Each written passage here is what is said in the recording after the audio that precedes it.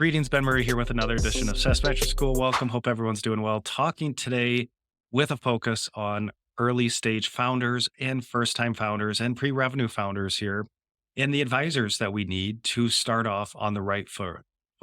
So, first, want to talk accounting. So, it's pretty easy today to sign up for QuickBooks or Zero and hook up your accounting software to your bank account, your credit cards, and just have a cash basis of accounting.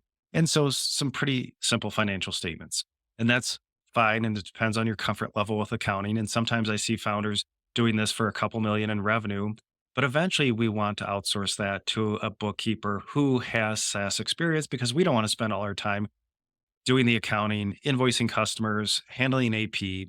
And it's very common then to go to an outsourced accounting firm or bookkeeping firm and have them close our books.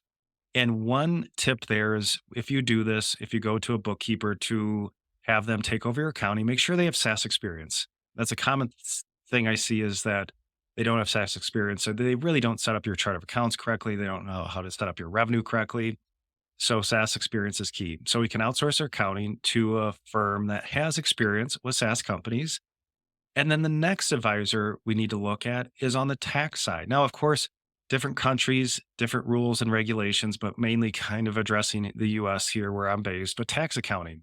We need a good tax CPA to do our personal taxes and our company's taxes. And oftentimes I see this combined with outsourced accounting, bookkeeping, that we go to our local CPA, they do our taxes, they do our accounting, but eventually, and I see this over and over, we eventually split the tax side and have a great expert on the tax side. And then we split off closing our books with a firm that focuses on outsourced accounting. So we need a good tax CPA to handle our personal taxes and our entity taxes.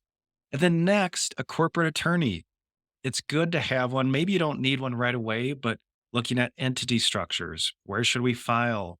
If we have to have an NDA or review our master subscription agreement, any sort of contract review. So it's good to find a corporate attorney, even if you don't need them yet, because that will come up down the road. So that's another good advisor to have in your pocket to go to instead of finding someone in an emergency. And then finally, fractional CFO. Of course, I offer fractional CFO services. But what I see on the fractional side, of course, there are a lot of fractional roles. And just talking more about the accounting and finance today, fractional CFOs usually, and this is pretty common, founders reaching out to me around 3 million ARR. Now, if that's when things get a little bit complex. They see their company growing and it's just they need forecasts, we need metrics.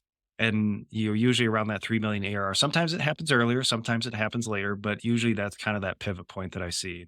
So for first time founders, pre revenue founders, we've got to set up things correctly so we can avoid mistakes down the road. So those common advisors, again, someone to do your books, close your books, someone to file your personal and your entity taxes, a corporate attorney, just in case something comes up legal wise, contract wise, and then eventually around 3 million ARR, a fractional CFO.